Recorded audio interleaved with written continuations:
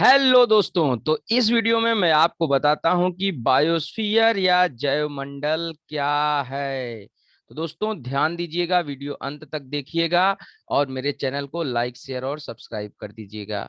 तो प्यारे दोस्तों, जैवमंडल या बायोस्फीयर पृथ्वी का वह भाग या वह परिवेश है जहां पर जीवन पाए जाने की संभावना हो।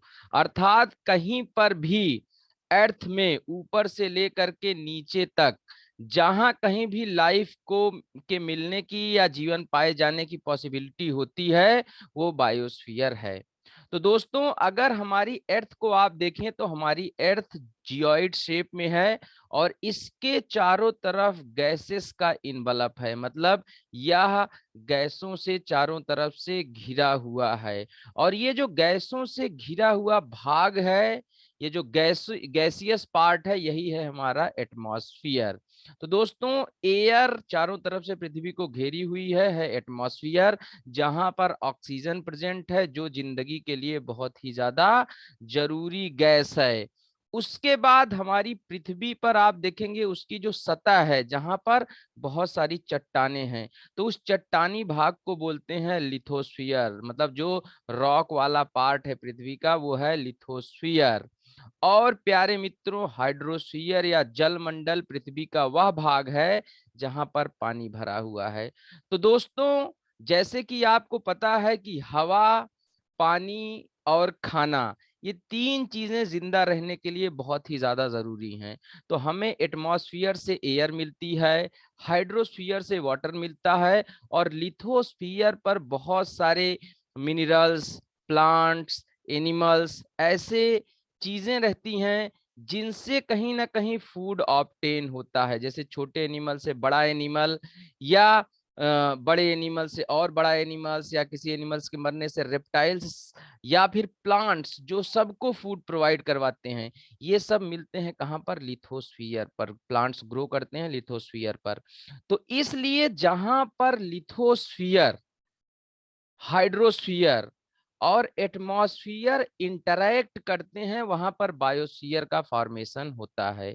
मतलब all the three things which are essential for life to exist combinely make biosphere. तो प्यारे दोस्तों, अब आप आराम से समझ सकते हैं कि जहां लिथोस्फीयर, हाइड्रोस्फीयर और एटमॉस्फियर मिलते हैं, वहीं पर लाइफ पॉसिबल है। और जहां लाइफ पॉसिबल है, वहीं पर है बायोस्फीयर या जैवमंडल। तो प्यारे दोस्तों, ये जैवमंडल का बेसिक कॉन्सेप्ट है। अब आइए देखते हैं लिथोस्फीयर, हाइड्रोस्फीयर, एटमॉस्फेयर क्या है, थोड़ा सा उनकी डेफिनेशन, और ऐसे कौन कौन से कंपोनेंट्स हैं जो बायोस्फीयर के एसेंशियल कंपोनेंट्स हैं।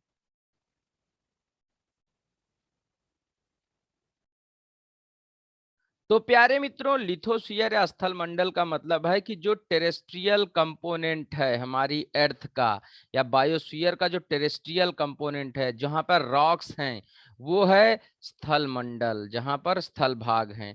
और ज्यादातर स्थल भाग के पार्ट क्या हैं? कॉन्टिनेंट्स और आइलैंड्स। तो दोस्तों, ये कॉन्टिनेंट्स एंड आइलैंड्स, ये पार्ट किसका है? लिथोस्फीयर। अब आप देखेंगे इन्हीं कॉन्टिनेंट्स और आइलैंड्स के चारों तरफ फैला हुआ है पानी। तो जहां जहां भी पानी फैला हुआ है या एक्वेटिक कंपोनेंट है, वो है हाइड्रोस्फीयर या जलमंडल। और पृथ्वी के चारों तरफ का गैसियस इन्वलप है एटमॉस्फियर। तो दोस्तों, ये gaseous envelope of the planet है। तो मित्रों, ये तीन चीजें मिलकर ही बायोस्फीयर का फॉर्मेशन करती हैं। तो प्यारे दोस्तों, जो हमारा बायोस्फीयर है उसकी एक इंपॉर्टेंट प्रॉपर्टी है कि बायोस्फीयर की लिमिट्स हैं। मतलब कि बायोस्फीयर हमेशा एक सीमा तक फैल सकता है, एक सीमा से ऊपर बायोस्फीयर नहीं हो सकता। मतलब लाइफ की एग्जिस्टेंस एक सीमा तक हो सकती है, और वो उसकी एक ऊपरी सीमा होगी और एक निचली सीमा होगी। तो एक अपर लिमिट होती है बायोस्फीयर की, एक होती है लोअर लिमिट। मित्रों, अपर लिमिट जो डिसाइड होती है बायोस्फीयर की, वो डिसाइड होती है ऑक्सीजन की अवेलेबिलिटी से।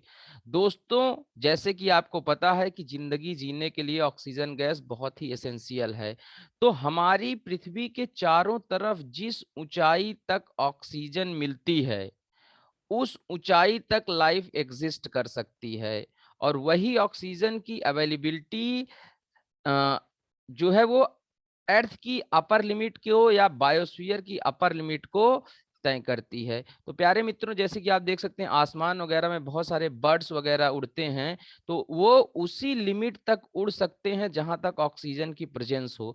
अगर उससे ऊपर उड़ने की कोशिश करेंगे तो उसके बाद उन्हें ऑक्सीजन की शॉर्टेज होगी और वो मरना स्टार्ट कर देंगे। तो मित्रों, ऑक्सीजन की प्रेजेंस जरूरी है और ये ऑक्सीजन की प्रेजेंस ही अपर लिमिट डिसाइड करती है हमारे बायोस्फीयर की। वैसे ही अवेलेबिलिटी ऑफ सनलाइट डिसाइड करती है lower limits of the biosphere. मतलब नीचे कहां तक लाइफ एग्जिस्ट करेगी वो डिपेंड करता है प्रेजेंस ऑफ सनलाइट पे। क्योंकि जो सूर्य की किरणें होती हैं वो बहुत जरूरी रहती हैं इंसान के, पक्षियों के, जानवरों के, फिशेस के जिंदा रहने के लिए। सूर्य से हमें विटामिन डी मिलता है दोस्तों, हड्डियों को मजबूत करता है।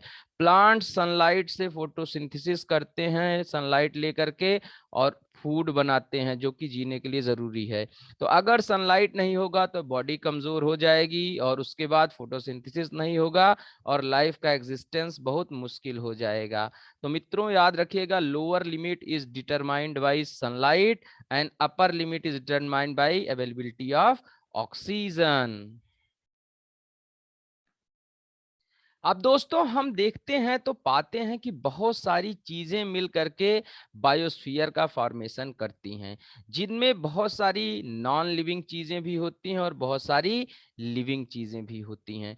तो जो लिविंग चीजें हैं वो उनको बायोटिक कंपोनेंट कहा जाता है। जो नॉन लिविंग चीजें हैं जिनमें लाइफ नहीं एग्जिस्ट करती है या जो मूव नहीं कर सकती, ग्रोथ नहीं कर सकती, वो एबायोटिक कंपोनेंट्स होते हैं।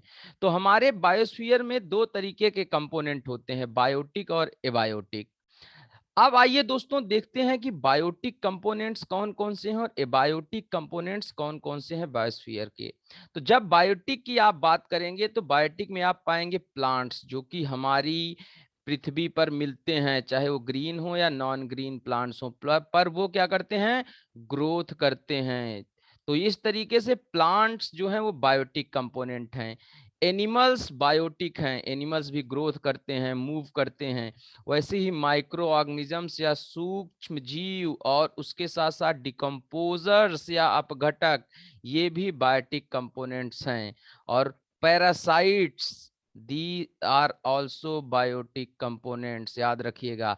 मैन बायोटिक कंपोनेंट हो गया, कार्बोहाइड्रेट, लिपिड्स, प्रोटीन्स, ये सारे बायोटिक कंपोनेंट्स हैं बायोस्फीयर में जो एग्जिस्ट करते हैं। और एबायोटिक कंपोनेंट्स जो हैं वो आप देख सकते हैं, वो हैं एनर्जी, रेडिएशन या सोलर इंसोलेशन, हीट, गैसेस। तो ये सारी चीजें एटमॉस्फेयर में होती हैं, तो ये एटमॉस्फेरिक एबायोटिक कंपोनेंट हैं। मतलब कि हमारे वायुमंडल में मिलने वाले अजैविक घटक। वैसे ही पानी भी एक अजैविक घटक है जो कि हाइड्रोस्फेरिक कंपोनेंट है। वैसे ही लिथोस्फेरिक एबायोटिक कंपोनेंट है सॉइल और टोपोग्राफी। मतलब कि ये जो मिट्टी है और ये जो ऊंची नीची हैं, जैसे पहाड़ ऊंचे हैं, मैदान थोड़ा नीचे हैं, तो ये जो टोपोग्राफी है ये भी एक तरीके का क्या है, एबायोटिक कंपोनेंट है। तो प्यारे दोस्तों, ये बायोटिक और एबायोटिक कंपोनेंट मिल करके आपस में एक दूसरे को कॉपरेट करते हैं, दोनों के बीच में एक कॉम्प्लीमेंट्री रिलेशनशिप है, ये एक दूसरे के परिपूरक हैं। और इन दोनों के सहयोग से ही जीवन संभव होता है। और जहां जीवन संभव हो जाता है वही बायोस्फीयर है। इसलिए बायोस्फीयर के घटकों में एबायोटिक और बायोटिक दोनों तरीके के घटक आते हैं। तो प्यारे दोस्तों, उम्मीद करता हूं आपको वीडियो पसंद आया होगा। आज यहीं एंड करते हैं। मेरे चैनल को लाइक शेयर सब्सक्राइब जरूर कीजिए। मिलते हैं नेक्स्ट वीडियो में कुछ और नई चीजों के साथ। Thank you very much.